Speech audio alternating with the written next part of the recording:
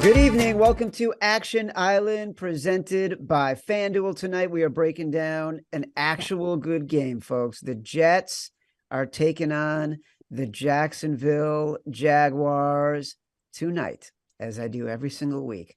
I got a bunch of experts. I got Simon Hunter. I got Gilles Gallant. I got Vegas Refund. They're going to give us their best bets for the game.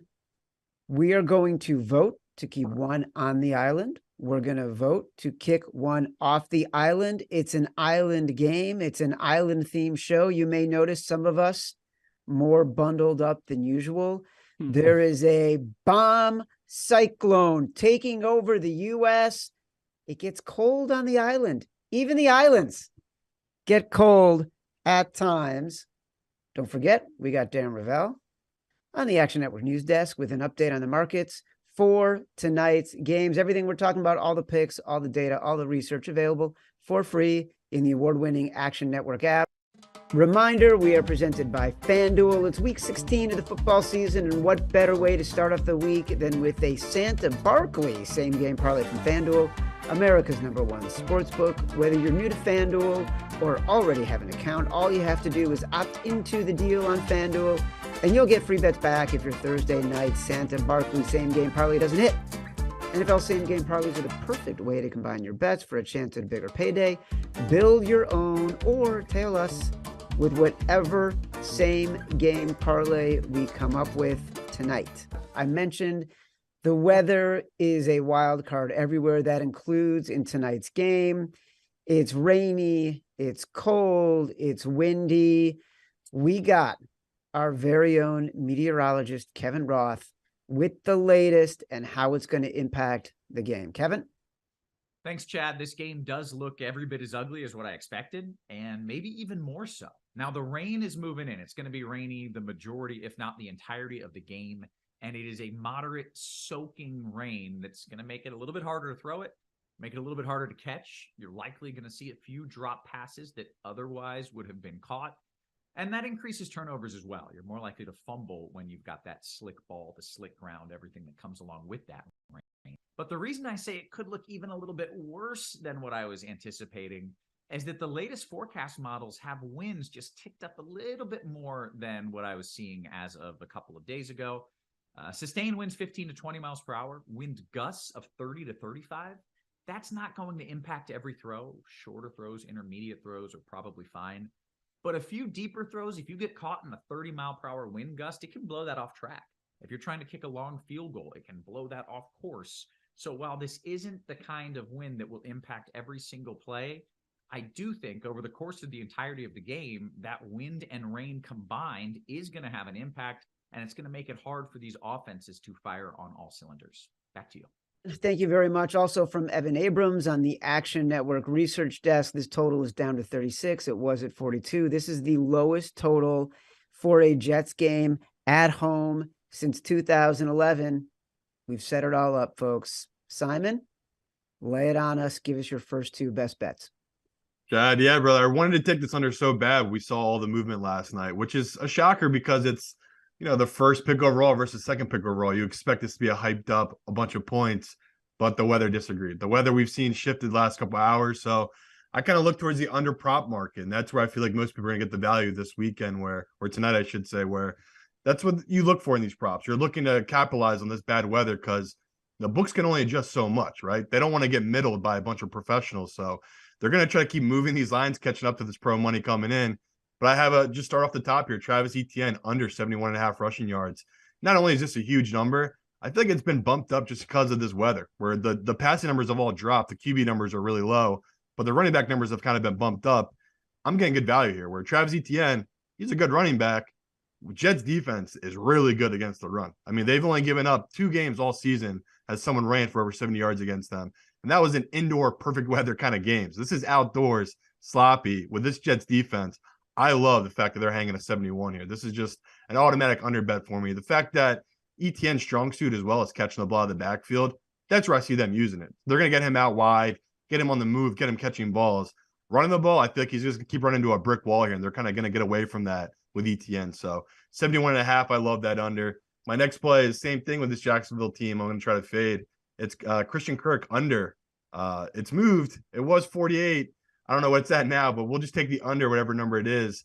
As long as it's still below 50, I think you're getting a good number. We've seen it fluctuate. We've seen the Zay Jones number would dive way down. Christian Kirk hasn't moved as much, and that to me is why I'm taking this with the value, where it's the same kind of things that Zay Jones number is moving because of the matchup. It's this Jets defense. We know how good they are. I mean, Sauce and DJ, arguably two of the best corner duos in football right now. You look on the flip side, I love Trevor Lawrence. We've loved him all season. This is the worst matchup he could possibly have. He's going against a team that runs a ton of man.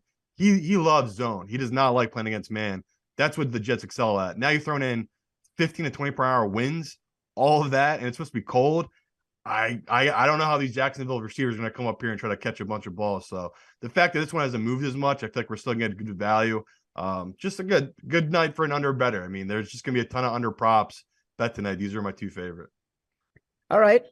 Gilles, Vegas, the ETN under, the Christian Kirk under. Let's make our bets. All right. 3, 2, 1, reveal. We are unanimous. We're going Christian Kirk under his receiving yards. Gilles, what's your reasoning?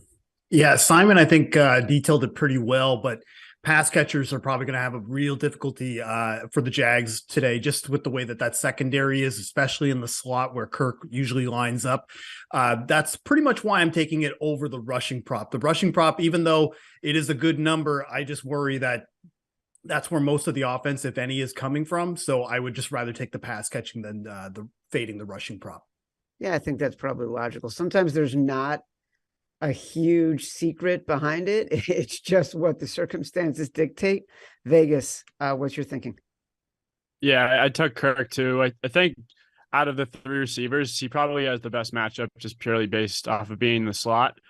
But like when you say he has the best matchup, like they're all bad. And then when you factor in the weather, it's kind of just taking the highest number with this weather and getting value where everyone else is. Like Zay Jones, I think opened at like 52 and it's all the way down to 40, which I think the matchup is why Kirk hasn't come down as much. But when you factor in the weather, it's just, I'll take the highest over under out of the receivers and love it. It may be a bomb apocalypse, but don't expect many bombs to be completed tonight. Nice. Anyone? That was nice. Thank you. Thank you very much. All right. There we go. The final bet is Christian Kirk. Gilles, give us your bets. Okay, Chad. So usually I'm the guy bringing in 2 touchdown bets. I don't think there's going to be a ton of touchdowns tonight, but I do have at least just 1 touchdown bet that I do like, and it's the Jets running back Zonovan Knight. I like him to have an anytime touchdown tonight, mainly because of double-digit carries in each game since becoming a starter. He's really ascended into that starting role. 7 red zone carries in 4 games. Facing a Jaguars defense that really isn't like a world beater defense. They've allowed 14 rushing touchdowns this year, 12 to running backs, and they've allowed at least 1 rushing touchdown in each of the last 4 games. And with such a low total, bad weather, I really expect some decent opportunities for Bam to get some at the goal line. Now, I do like a pass catching option. I do like an over, mainly because it's skewed so low that I'm actually more inclined to take the over. And it's Garrett Wilson over 52.5 receiving yards. He's the clear number 1 option for the Jets. He plays over 90% of the snaps. He's cleared this number easily in 4 straight, 5 of the last 6 games. Obviously, they didn't have these weather bombs coming down the pipe, but and the Jaguars just been getting roughed up by wide receivers all year. 7 wide receivers over the last 5 games have gotten at least 60 receiving yards on this defense. The number is obviously this low because Zach Wilson's throwing the ball and obviously the weather. But with the way that the weather is and just with the way that this offense is, he could get this on 2 catches. So Garrett Wilson over 52.5 receiving yards or Zonovan Knight anytime touchdown. All right, Simon, Vegas, let's make our bets. All right. 3, 2, 1, reveal. Another consensus. Simon, take it away. Yeah, just classic auto bet. You just talked about this. Jaguars, that's how you beat these guys. You run the ball in the red zone. They give up rushing touchdowns. Even better, they have 2 D linemen out for this game, and the number one overall is out for this game. So a bunch of guys who played well against the run this year won't be there. On the flip side for the Jets, not that they got the training wheels on Zach Wilson, but when they get in their red zone, they're literally like, dude, we really don't want this guy passing. Like, we just either got to get 3 or a touchdown here. And for me, looking at those matchups, it's like, okay, I know Knight's going to get the touches down there. This guy all season, since he's come into his own, right, since they've had the injuries, he's got to take over that backfield where he's the speedster. He's the guy that can get through the hole. So the plus value as well, like it's all up to plus 160 at some books. I got to take that number. Vegas? Yeah, you literally took the words out of my mouth. You have Zach Wilson behind center, and you get into the red zone. I just please run the ball. And that's why I like Knighton with this weather. Wilson's over under is definitely the highest, and I do agree with like Zach Wilson. Just throw it to Garrett Wilson every single time. Like just throw it to him. But like Knight red zone, please don't let Zach Wilson pass down there. At plus 1, whatever it is. I like it. Yeah, the problem is, even if you're begging Zach Wilson to throw the ball to Garrett Wilson, the mechanics of getting the ball to Garrett Wilson are so challenging for Zach Wilson. You want to stay away from any kind of bet that involves Zach Wilson having to institute the process. Zonovan Knight, meanwhile, this is why you go to Action Network and you follow the Action Network analysts. Since he became a primary part of the Jets backfield, every single week, one part of his game, whether it's his rushing totals, its receiving totals, anytime touchdowns, that's been something that everybody has been talking about. Zonovan Knight, anytime touchdown. That is the second leg of our parlay. Vegas, take us away. So my first one's going to be Evan Ingram over, I think it's at 38.5 yards, which with this weather, taking an over does feel like contrarian at this point. But when you have a Jets defense who ranks second against wide receivers in the league, especially on the outside, it's almost creating a pass funnel to the tight ends, which against the Jets defense that is 25th in target share against the tight ends. And Lawrence has targeted his tight ends at 28% of the time this season. And then Ingram's ADOT right now is 6.4. So when you factor in the weather at 6.4, like that makes me a lot more comfortable where he's going to be the guy on the short dump offs instead of the deep throws to Marvin Jones, et cetera, where at 38.5, it opened at, I want to say 48. It came down, it's coming down, of course, because of the weather. But if any guys, someone's got to go over. Like, I mean, they have to throw the ball. And if any guy is going to go over, I would think it's going to be Ingram based off of the matchup. And my second one is going to be Jets minus 1.5. So this is going to be one where the Jets defense is the best unit in this game going against a Jaguars offense, yes, that is on fire, coming off of a Cowboys comeback, a upset over the Titans, an upset over the Ravens, where they are at peak market expectation right now. And then when you factor in this weather against an elite defense, the matchup just isn't good for this Jags offense in the first place. And then when you factor in this weather, it's going to suppress them even more, in my opinion. I think the Jags defense ranking 32nd in the league is enough to offset some of the inefficiencies that Zach Wilson is going to create. And at 1.5, I just see value in this. The Jets are very due. They've lost 3 games in a row by single digits. So I'll just take the 1.5 and hope. If this game gets up to 2.5 by kickoff, because if you look at a lot of different operators right now, they are moving to 2.5. Are you still on the Jets? Yeah, definitely. I mean, at first when I was putting in my picks, I was money line just to play it safe, where this opened Jags minus 1.5. I think when Quinn Williams got announced playing, it went through 0, and it keeps creeping up. I think like the Sharps love elite defenses, and this is definitely one where anything below, like if you're on 1.5 and you're not interested in 2.5, I don't really know what you're doing. But yeah. All right. Well, for everyone who's watching, if it's at 2.5, Vegas says take the 2.5. For our betting purposes, Simon and Gilles, let's make our choices. 3, 2, 1, reveal. All right. We have gone consensus on all three picks. This one is Jets -1.5. Simon, explain yourself first. There's a bunch of ways you can go with this. I mean, who needs this game more? It's definitely gonna be the Jets. We're the Jaguars. We kind of know exactly what their season is. Even if they lose this game, it's kind of irrelevant. They need to win the next game and then play the Titans in the final week of the season. That's their route. The Jets, they know that this is it. Like, they got it. They're super desperate on a short week. Like Vegas said, you always take the best defense at home, especially in a position like this where this is a playoff game. Like, this is both teams' playoff game. They're going to go all out.